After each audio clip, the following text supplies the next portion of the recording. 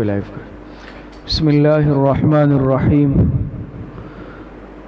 نحمده ونصلي ونسلم على رسوله الكريم. اما بعد فاعوذ بالله من الشيطان الرجيم. بسم الله الرحمن الرحيم. قال رسول الله صلى الله عليه وسلم: نعمتان فيهما مغبون كثير من الناس الصحة والفراغ. صدق اللہ العظیم.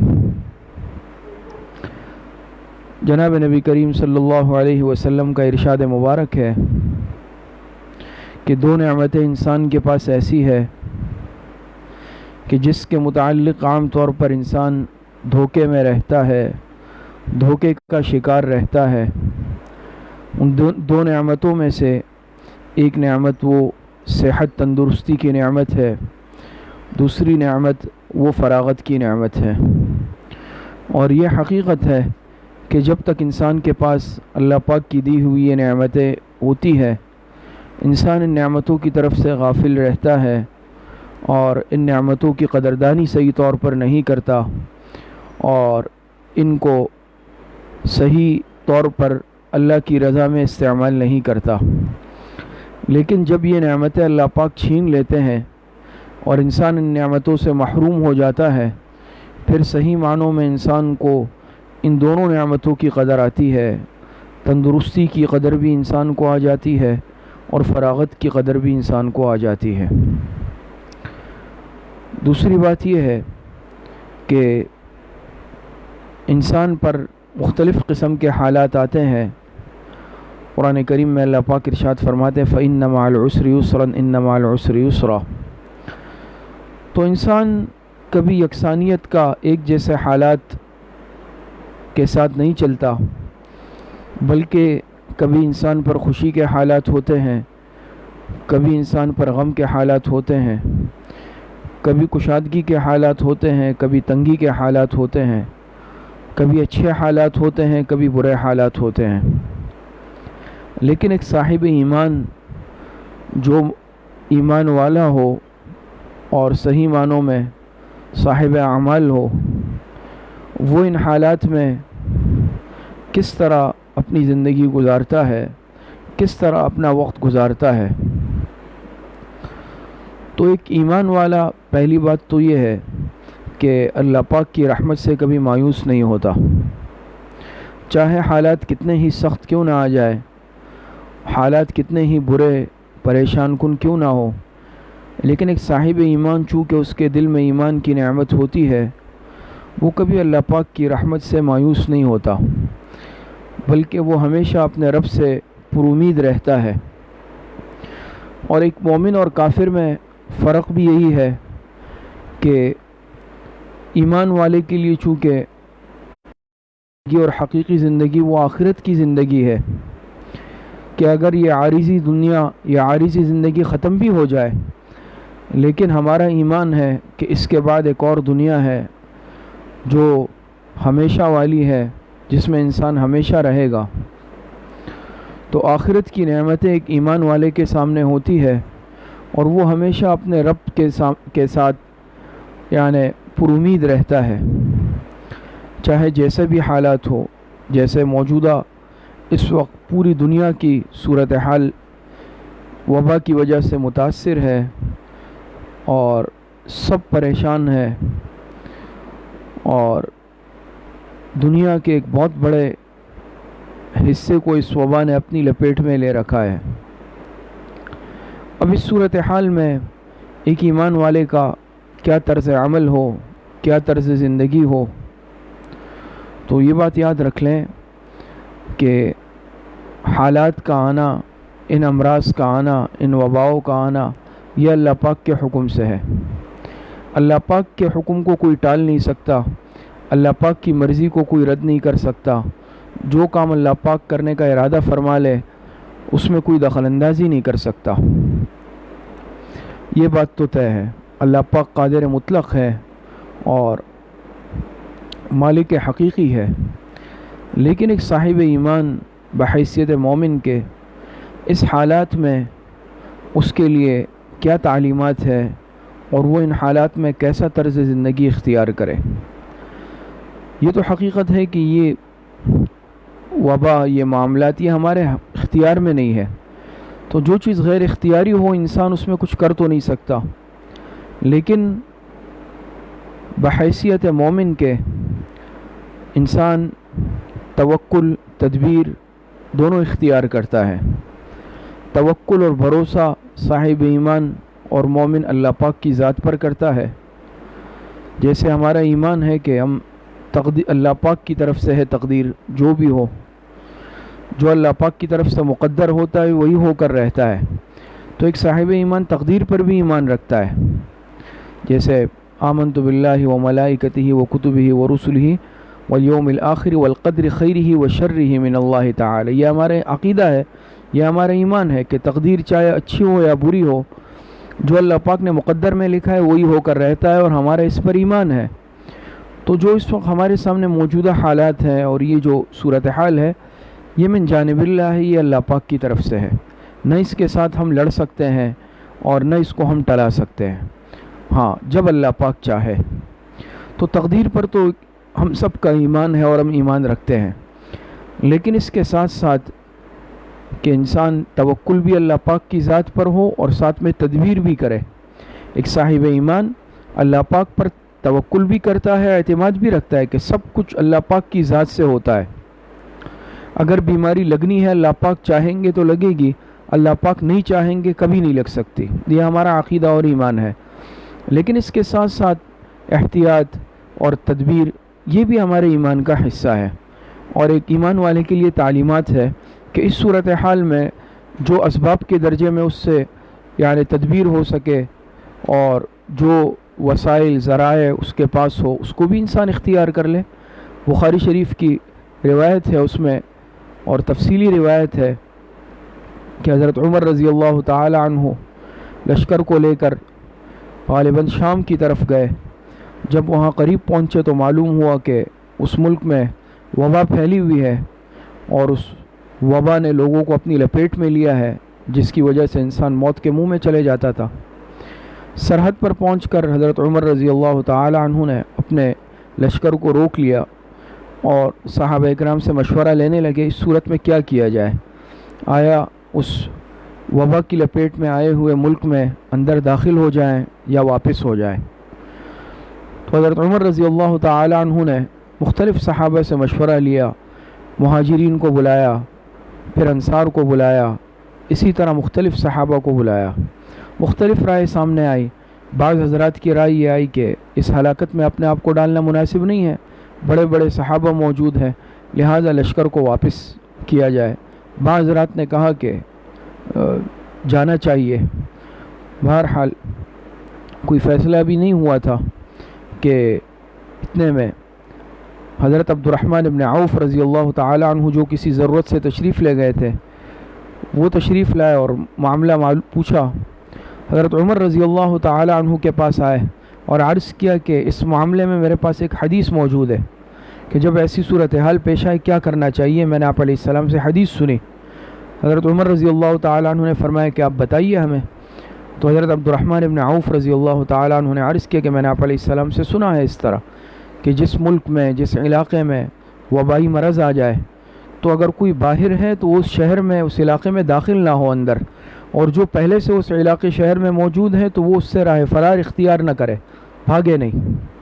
حضرت عمر رضی اللہ تعالی عنہ نے اللہ پاک کا شکر ادا کیا، اللہ پاک کی تعریف کی، بہت خوش ہوئے اور لشکر کو واپسی کا حکم دیا۔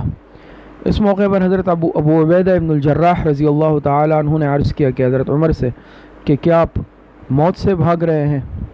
حضرت عمر رضی اللہ تعالی عنہ نے فرمایا کہ کاش ابو عبیدہ تمہارے علاوہ کوئی یہ بات کہتا، یعنی تم جیسا سمجھدار آدمی۔ کہا کہ ہم کہ حضرت ابو عبیدہ نے کہا کہ آپ تقدیر سے بھاگ رہے ہیں، رائے فرار اختیار کر رہے ہیں۔ حضرت عمر نے فرمایا کہ ہم تقدیر سے تقدیر کی طرف جا رہے ہیں، اللہ پاک کی تقدیر سے اللہ پاک کی تقدیر کی طرف جا رہے ہیں۔ اور فرمایا کہ دیکھیں اگر کوئی اونٹ چرائے اور ایک چراگاہ ہے جس کے ایک جانب پہلے سے چری ہوئی ہے اور وہاں پر سبزہ نہیں ہے، دوسری جانب جو ہے وہ سرسبز ہے، تو اونٹ کہاں چراؤ گے؟ انہوں نے کہا اس جانب جہاں سرسبز ہے۔ تو بہرحال حضرت عمر رضی اللہ تعالیٰ عنہ نے یہی فرمایا کہ ہم تقدیر سے بھاگ رہے ہیں لیکن تقدیر کی طرف بھاگ رہے ہیں. ہمارا یہ واپس جانا یہ بھی اللہ پاک کے حکم سے ہے, یہ بھی تقدیر ہے. تو بہرحال لشکر کو لے کر واپس آئے. تو جیسے موجودہ صورتحال ہے تو پریشان ہونے کی اس میں ضرورت نہیں ہے, اور چونکہ الحمدللہ ہم سب صاحب ایمان ہیں, اللہ پاک نے ایمان کی نعمت سے نوازا ہے, اور ایک مومن اس کے لیے تو کسی حالت میں پریشانی نہیں ہے. ہمارے شیخ الاسلام حضرت مفتی محمد تقی عثمانی صاحب دامت برکاتہم العالیہ نے اپنا واقعہ لکھا.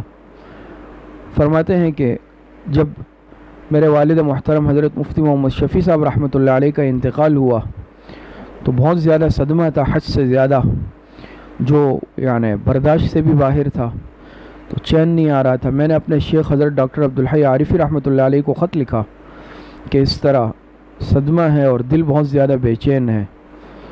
تو حضرت ڈاکٹر عبدالحی عارفی رحمۃ اللہ علیہ نے جواب میں صرف یہ جواب اتنا جملہ لکھا کہ صدمہ تو اپنی جگہ پر ہے لیکن غیر اختیاری معاملے میں اس قدر پریشانی یہ قابل اصلاح ہے.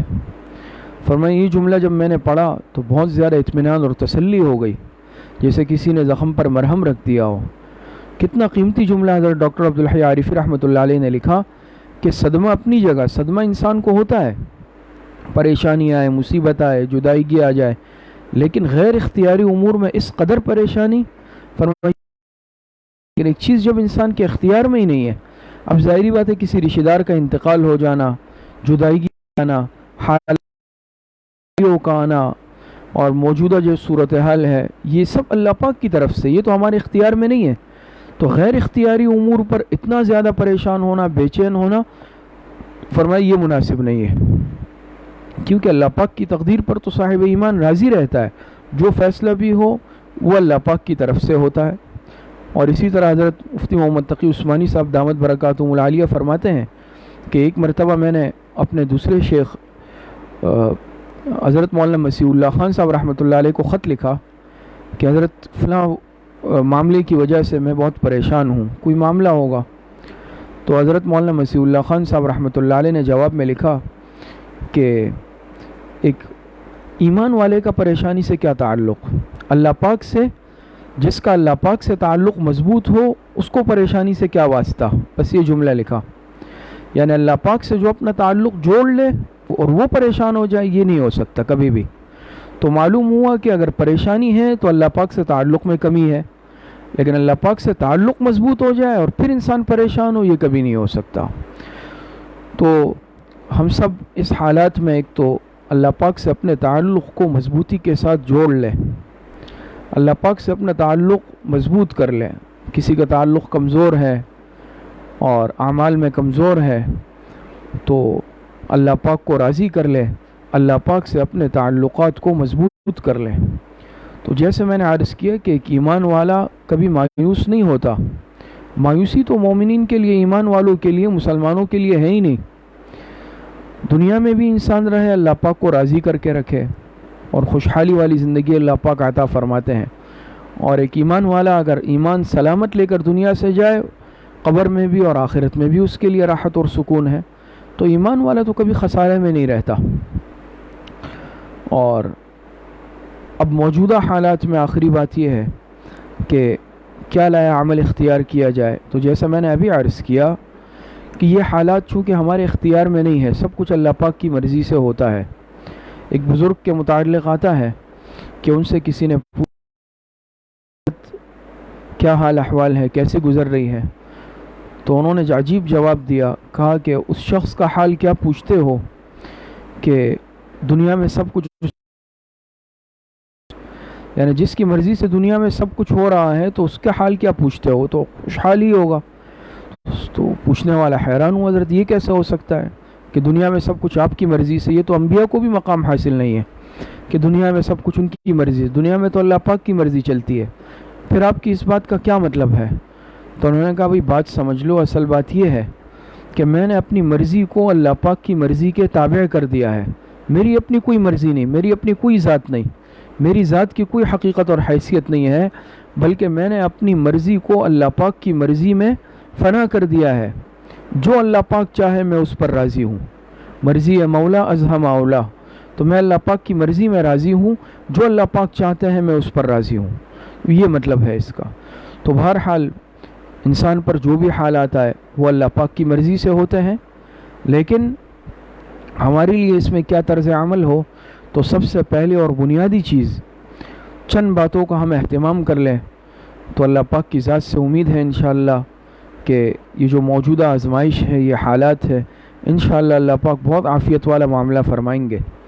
تو اس میں سب سے پہلے اور بنیادی کام جو ہمیں کرنے کا ہے اس وقت وہ یہ ہے کہ ہر ایک اپنے گناہوں سے سچے دل سے توبہ کر لے۔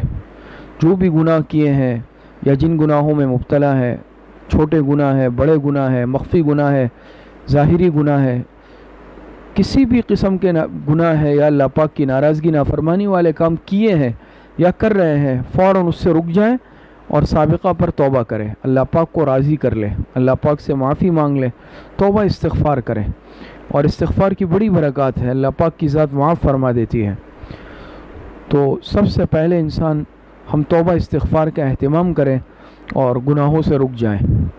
اور دوسری بات بنیادی طور پر وہ یہ ہے کہ بے حیائی کو اور فحاشی کو معاشرے سے روک دیا جائے، خاص طور پر جو ہمارے معاشرے میں بے پردگی ہے، بے پردگی کا سیلاب ہے، اس کو روک دیا جائے۔ یہ بے حیائی اور اس طرح کے معاملات، اس سے اللہ پاک سخت ناراض ہو جاتے ہیں، اور ہم سب کے علم میں ہے کہ گزشتہ دنوں جو معاملات ہوئے ہیں اور جو بالکل اعلانیہ طور پر اللہ پاک کی نافرمانی کی گئی، اور کھلم کھلا ہماری بعض ملک میں اس طرح کے جو لوگوں نے اس طرح کی بات کی، خواتین نے خاص طور پر ہمارا جسم ہماری مرضی اور اس طرح کے نعرے لگائے گئے، اس طرح کی بات کی گئی، بے پردہ خواتین نکلی اور اللہ پاک کی نافرمانی والے جملے کہے، اللہ پاک کو ناراض کرنے والی باتیں کی، اسلام پر اعتراضات کیے، پردے پر اعتراضات کیے اور شریعت کی تعلیمات پر اعتراضات کیے۔ کتنی کھلی بغاوت ہے اللہ پاک سے۔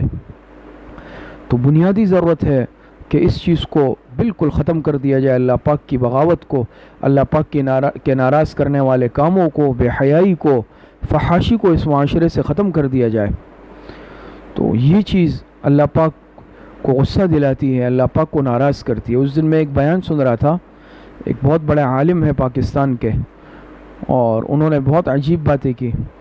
ایک بات انہوں نے ایک واقعہ اس میں سنایا، حضرت مولانا عبدالحلیم صاحب جو دیر بابا جی کے نام سے مشہور ہے، دارالعلوم حقانیہ کوڑ خٹک کے استاد حدیث ہے، ان کے حوالے سے فرمائے ختم بخاری پر تشریف لائے تھے وہ، تو انہوں نے اس میں واقعہ، چونکہ وہ حضرت لاہوری رحمۃ اللہ علیہ کے شاگرد بھی ہے تفسیر میں، ان سے تفسیر پڑھی ہے، تو انہوں نے دیر بابا جی صاحب دامت برکاتہم العالیہ نے حضرت لاہوری رحمۃ اللہ علیہ کے حوالے سے واقعہ سنایا۔ حضرت لاہوری نے فرمایا کہ ابتدا میں شروع میں لاہور میں جب یہ معاملات ہوتے ہیں، یہ اس طرح کی عورتیں، یہ جو ہیرا منڈی ہے، بدکار عورتیں ہیں، ان کو جب اجازت دی گئی، باقاعدہ اجازت ملی اور اس طرح کے معاملات شروع ہوئے لاہور میں، بے حیائی والے، بدکاری والے، تو حضرت لاہوری رحمۃ اللہ علیہ فرماتے ہیں کہ ہر روز رات کو اللہ پاک کا عذاب اس لاہور شہر پر آتا تھا، لیکن لاہور شہر میں جتنے حافظ بچے ہیں جو حفظ کر رہے ہیں، قرآن پڑھ رہے ہیں، ان کے قرآن کریم کی تلاوت کی آوازیں جب اوپر کی طرف جاتی تھی، اللہ پاک کا عذاب واپس چلا جاتا تھا۔ تو اللہ پاک کے عذاب کو ان بچوں کی تلاوت نے روک لیا، ورنہ یہ شہر اللہ پاک کے عذاب کی لپیٹ میں آ جاتا۔ تو یہ جو بے حیائی کو ہم فروغ دے رہے ہیں، اور آج ایک طبقہ ایسا ہے جو باقاعدہ حوصلہ افزائی کر رہا ہے ایسے فحاشی کی، بے حیائی کے کاموں کی، اب بھی وقت ہے کہ توبہ کر لے، باز آ جائے اور علماء کے خلاف، دین کے خلاف اور اسلامی احکامات کے خلاف قطعی طور پر کوئی ایسا عمل نہ کرے، تصحیق نہ کرے، مذاق نہ اڑائے، جس کی وجہ سے اللہ پاک ناراض ہو کر اللہ پاک اپنے گھر کے دروازے بند کر دے۔ تو آج یہ صورتحال یقیناً یاد رکھے، یہ ہمارے اعمال ہی کا نتیجہ ہے اور کوئی بات نہیں ہے۔ تو میں نے عرض کیا کہ پہلی بات، ہم سب توبہ استغفار کر کے گناہوں کو فوراً چھوڑ دیں، اللہ پاک کی نافرمانی والے کام چھوڑ دیں، توبہ کر لیں۔ اور اسی طریقے سے دوسرا عمل میں نے عرض کیا کہ بے حیائی، فحاشی اور کھلم کھلا اس طرح کی باتیں، اس طرح کے اعمال، اس طرح کی حرکات، اس کو بالکلیہ حوصلہ شکنی کی جائے، اس کو روک دیا جائے، اللہ پاک کا غصہ اس پر تیز ہوتا ہے، اللہ پاک ناراض ہو جاتے ہیں۔ اور تیسرا یہ عمل کیا جائے کہ کثرت کے ساتھ صدقہ خیرات کیا جائے۔ اللہ پاک نے جتنی یہ بات یاد رکھے، اپنی استطاعت کے مطابق جتنی اللہ پاک نے استطاعت دی ہے اس قدر جو ہے اپنی استطاعت کے بقدر صدقہ خیرات کیا جائے۔ کسی کو اللہ پاک نے زیادہ وسعت دی ہے وہ اس کے بقدر جو ہے صدقہ دے، یہ بات یاد رکھے۔ اور کسی کو اللہ پاک نے درمیانی اعتبار سے اوسط استعداد دی، اس اعتبار سے کسی کو کم دی ہے وہ 2 روپے بھی صدقہ کر لے اخلاص کے ساتھ۔ لیکن یہ بات یاد رکھے اگر کسی کو اللہ پاک نے استطاعت زیادہ دی اور وہ 10 روپے آ کر باہر فقیر کو دے رہا ہے، 100 روپے دے رہا ہے، تو یہ پھر مذاق ہے اللہ پاک کے ساتھ۔ ایسا نہیں، بلکہ اپنی استعداد کے مطابق۔ ایک واقعہ میں نے سنا، اس دن ایک عالم بیان فرما رہے تھے اسی حالات کے مطابق، تو انہوں نے چند اعمال بتائے، اس میں ایک یہ بھی بتایا کہ کثرت سے صدقہ خیرات، اور صدقہ بھی معمولی نہیں، اپنی حیثیت کے مطابق۔ تو فرمایا کہ یہ سچا واقعہ ہے چند سال پہلے کا۔ فرمایا کہ ایک شخص آئے، غالباً کسی کا واقعہ سنا ہے اپنا یا کسی اور کا، ان کے پاس، عالم کے پاس، اور کہا کہ کینسر تشخیص ہوا ہے، رپورٹوں میں کینسر آیا ہے، میں کیا کروں؟ تو اس عالم نے کہا کہ بھئی ایسا کرو، تمہیں اللہ پاک نے دیا ہے تو تم اللہ پاک کے راستے میں یعنی صدقہ کرو اور بھرپور انداز میں کرو۔ تو انہوں نے کہا میں کیا کروں؟ تو اس بزرگ نے، عالم نے واقعہ سنایا کہ انہوں نے ان کو کہا کہ ایسا کرو، 25 لاکھ روپے کا چیک کاٹ کر جو ہے اس مسجد یا مدرسہ یا جو بھی ہے اس میں جو ہے تم دے دو۔ اسی وقت اس نے چیک کاٹ کر دے دیا، اور اگلے دن پھر ٹیسٹ کروایا، دوبارہ آیا اور کہا کہ دوبارہ میں نے ٹیسٹ کروایا ہے، کینسر کا نام و نشان نہیں ہے۔ تو یہ حدیث سے ثابت ہے کہ جو صدقہ ہے یہ بلا کو ٹال دیتا ہے، یہ بلا کو روک دیتا ہے۔ آسمان سے جب بلائیں نازل ہوتی ہے، ایمان والا جب نیچے سے صدقہ کرتا ہے تو اوپر سے یہ جو آفت ہے نیچے سے صدقہ جو ہے یہ آنے والی آفت کو روک لیتا ہے، یہ اس کو آنے نہیں دیتا نیچے۔ انسان مصیبتوں سے، آفتوں سے، پریشانیوں سے بچ جاتا ہے۔ تو بہرحال اس چیز کا کثرت کے ساتھ اہتمام کریں۔ اور بالکل آخری بات، چونکہ اب زیادہ تر وقت ہمارے گھروں میں گزر رہا ہے تو اس کے لیے ہمارا کیا لایا عمل ہو، تو دیکھیں اپنے اس وقت کو ٹی وی دیکھنے میں، موبائل دیکھنے میں، گیم کھیلنے میں، بیکار کے کاموں میں ضائع نہیں کرے۔ ٹھیک ہے ہمیں فراغت ملی ہے، لیکن اس فراغت کو قیمتی بنا لیں، خود بھی اور اپنے بچوں کو کے وقت کو بھی قیمتی بنائیں۔ سب سے پہلے تو یہ کہ اپنے گھروں کو اعمال سے آباد کر لیں، گھر میں ایک کمرہ خاص کر لیں اگر وسعت ہے، استطاعت ہے، اللہ پاک نے بڑے گھر کی توفیق دی ہے، اس کو عبادت کے لیے بالکل خاص کر لیں۔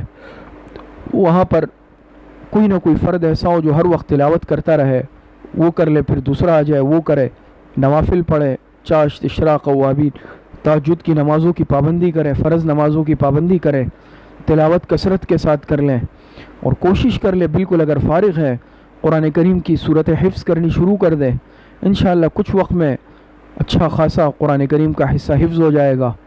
تو اپنے وقت کو اعمال سے قیمتی بنا لیں۔ آج ہم وقت گزارتے ہیں کیا ہے بھئی، موبائل دیکھنے میں لگ گئے، اخبار دیکھنے میں لگ گئے، کہانیاں پڑھنے میں لگ گئے، وہ اپنی جگہ ٹھیک ہے، ضرورت کے تحت اور کچھ وقت کے لیے انسان یہ مباح چیز استعمال کر سکتا ہے، بشرطے کہ اس میں کوئی نافرمانی والی چیز نہ دیکھے، مباح ہے، لیکن ایک محدود وقت کے لیے۔ اب ایک سارا دن اسی میں گزار رہے ہیں، اپنا زیادہ تر وقت نیک اعمال کو دیں، اللہ پاک کی رضا والے کاموں کو دیں، اللہ پاک کو راضی کر لیں، اپنے گھروں کو اعمال سے آباد کر لیں، اپنے بچوں کو بھی جو ہے ان کے وقت کو بھی قیمتی بنائیں، اور گھر میں تعلیم شروع کر دیں، کچھ وقت نکال کر فضائل اعمال کی تعلیم کریں، اور اپنے اکابرین کے بزرگوں کے ملفوظات پڑھیں، گھر والوں کو سنائیں، نیک اعمال کریں۔ تو امید ہے انشاءاللہ کہ اللہ پاک اس کو، اس امتحان کو انشاءاللہ ختم فرما دیں گے اور کو صحیح عمل کی توفیق عطا فرمائیں۔ وآخر دعوانا ان الحمدللہ رب العالمین۔ اب انشاءاللہ کچھ مختصر وقت کے لیے مشائخ کے ختمات شریفہ پڑھے جائیں گے، اس کے بعد انشاءاللہ مختصر ذکر و مراقبہ ہوگا، پھر دعا ہوگی۔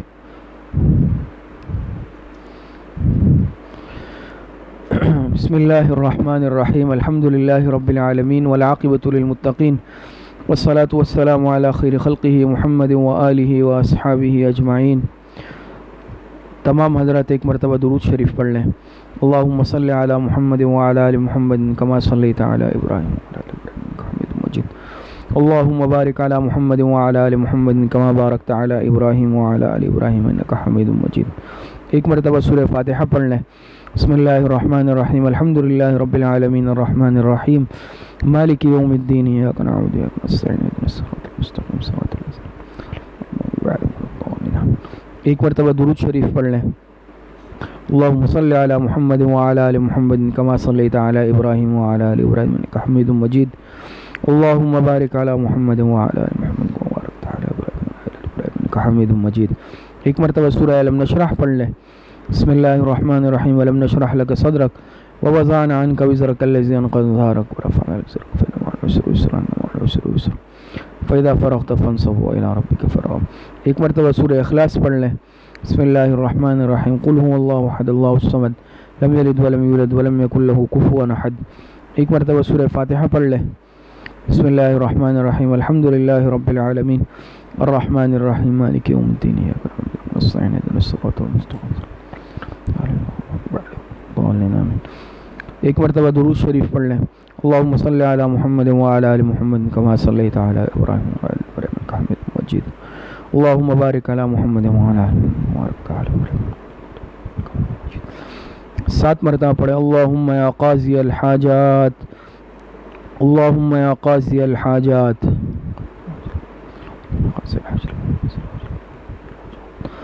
7 مرتبہ پڑھے. اللهم يا كافي المهمات اللهم يا كافي المهمات.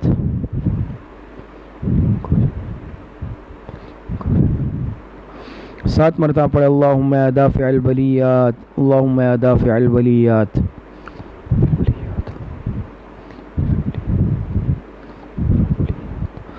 7 مرتبہ پڑھے. اللهم يا شافي الامراض اللهم يا شافي الامراض. 7 مرتبہ پڑھے. اللهم يا رفيع الدرجات اللهم يا رفيع الدرجات.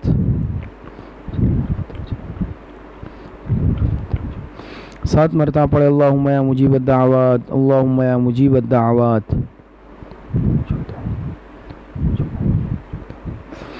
7 مرتبہ پڑھے. اللهم يا ارحم الراحمین اللهم يا ارحم الراحمین. ایک مرتبہ درود شریف پڑھ لیں. اللهم صل على محمد وعلى آل محمد كما صليت على إبراهيم.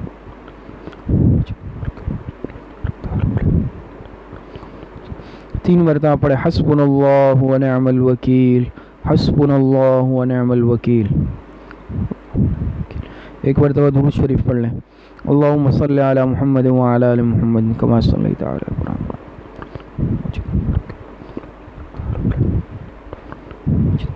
3 مرتبہ پڑھے. لا حول ولا قوة إلا بالله لا حول ولا قوة إلا بالله حول ولا قوة إلا بالله. ایک مرتبہ درود شریف پڑھ لیں. اللهم صل على محمد وعلى آل محمد كما صليت على إبراهيم.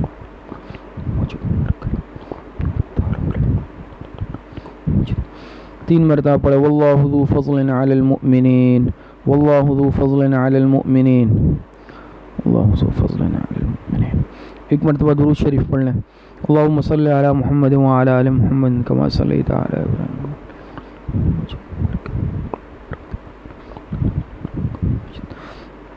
3 مرتبہ پڑھے. یا لطیفا بخلقه یا علیما بخلقه یا خبیرا بخلقه الطف بی یا لطیف یا علیم یا خبیر یا لطیفا بخلقه یا علیما بخلقه یا خبیرا بخلقه الطف بی یا لطیف یا علیم یا خبیر.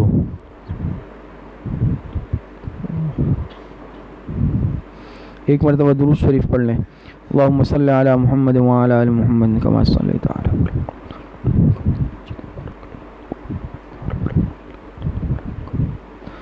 3 مرتبہ پڑھے. انا للہ و انا الیہ راجعون انا للہ و انا الیہ راجعون.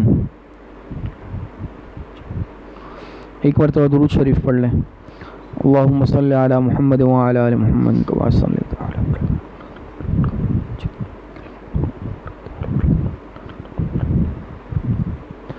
3 مرتبہ پڑھے. اللہ ولی الذین آمنوا اللہ ولی الذین آمنوا.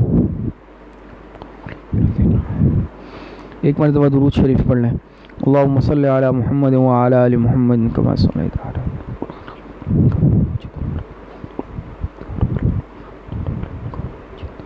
3 مرتبہ پڑھے واللہ ولی المؤمنین، واللہ ولی المؤمنین۔ 1 مرتبہ درود شریف پڑھ لیں، اللہم صلی علی محمد وعلی آل محمد کما صلیت علی۔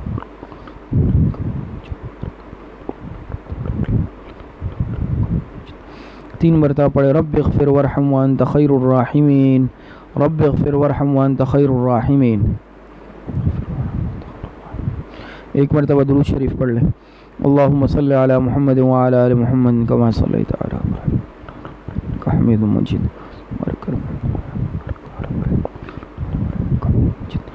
3 مرتبہ پڑھے یا لطیف یا خبیر یا ودود یا شکور، یا لطیف یا خبیر یا ودود یا شکور۔ 1 مرتبہ درود شریف پڑھ لیں، اللہم صلی علی محمد وعلی آل محمد کما صلیت علی ابراہیم۔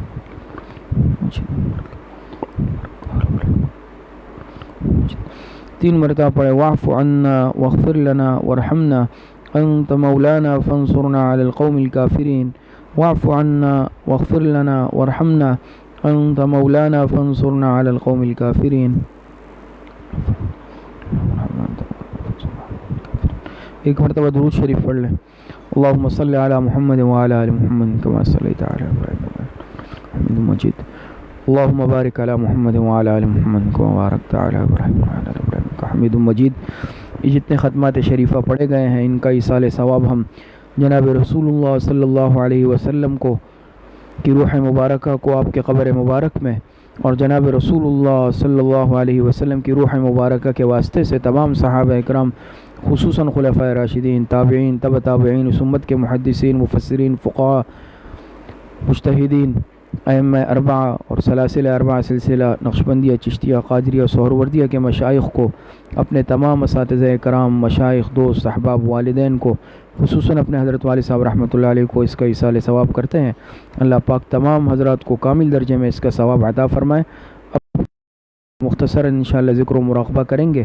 تمام ساتھی اپنی آنکھوں کو بند کر لیں، اپنے سروں کو جھکا لیں، زبان کو تالو سے لگا لیں اور اپنے دل کی طرف متوجہ ہو جائیں، اور اپنے دل میں خیال کریں کہ اللہ رب العزت کی بارگاہ سے انوارات، فیوزات، برکات کا نزول ہو رہا ہے، اور اللہ پاک کی بارگاہ سے انوارات، فیوزات، برکات میرے دل میں اتر رہے ہیں، میرے دل میں سما رہے ہیں، اور میرے دل سے گناہوں کا زنگ، ظلمات، میل کچیل دور ہو رہا ہے، اور میرا دل کہہ رہا ہے اللہ اللہ اللہ۔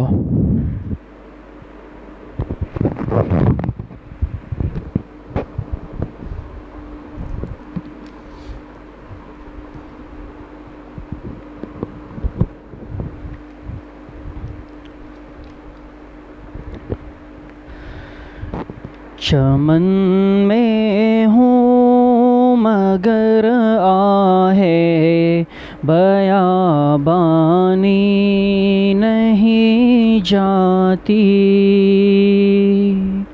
چمن میں ہوں مگر آہے بیابانی نہیں جاتی، یہ کیا آتش ہے آہوں کی فراوانی نہیں جاتی، یہ کیا آتش ہے آہوں کی فراوانی نہیں جاتی۔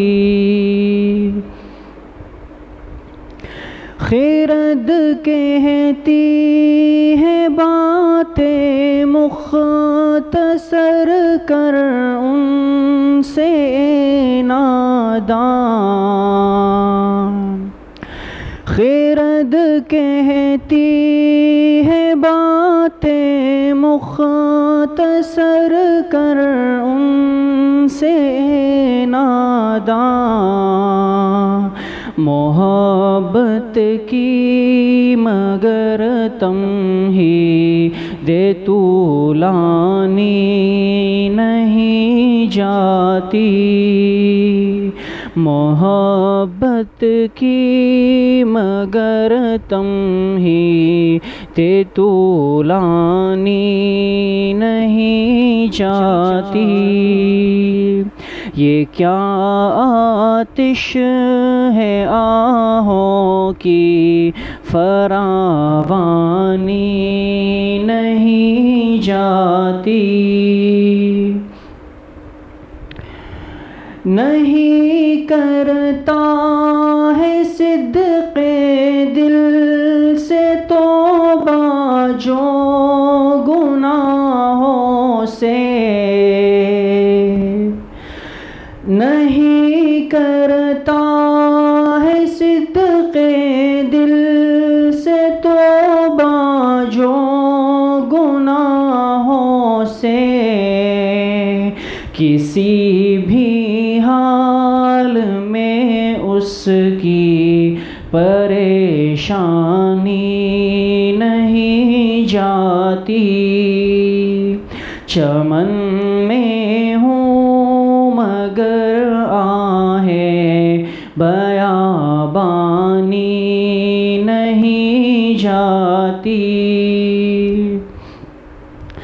میرے دریائے الفت کا عجب ساحل ہے اختر،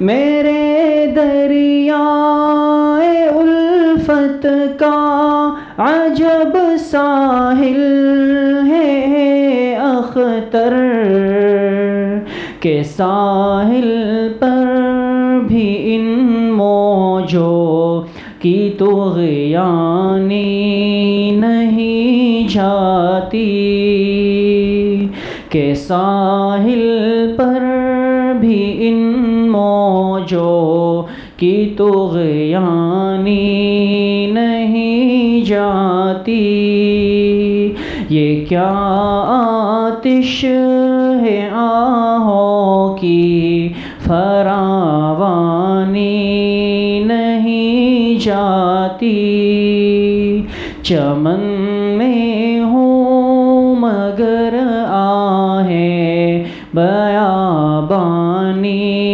نہیں جاتی، چمن میں ہوں مگر آہیں بیابانی نہیں جاتی، یہ کیا آتش ہے آہوں کی فراوانی نہیں جاتی، یہ کیا آتش ہے آہوں کی فراوانی نہیں جاتی۔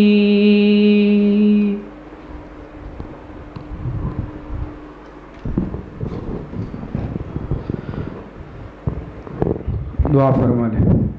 الحمدللہ رب العالمین والعاقبۃ للمتقین والصلاة والسلام علی خیر خلقہ محمد وآلہ واصحابہ اجمعین۔ ربنا آتنا فی الدنیا حسنہ وفی الآخرۃ حسنۃ وقنا عذاب النار۔ ربنا ظلمنا انفسنا وان لم تغفر لنا وترحمنا لنکونن من الخاسرین۔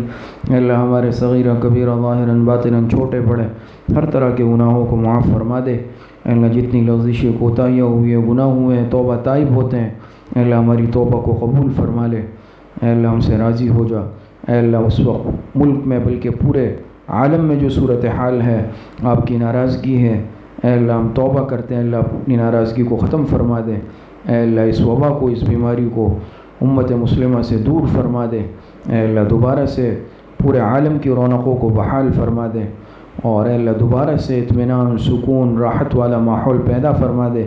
جو اس بیماری میں مبتلا ہو چکے ہیں اے اللہ تمام مسلمان بھائیوں کو، بہنوں کو صحت کاملہ عاجلہ عطا فرما دے، اور جو محفوظ ہے اللہ ہمیشہ کے لیے ان کو محفوظ رکھ۔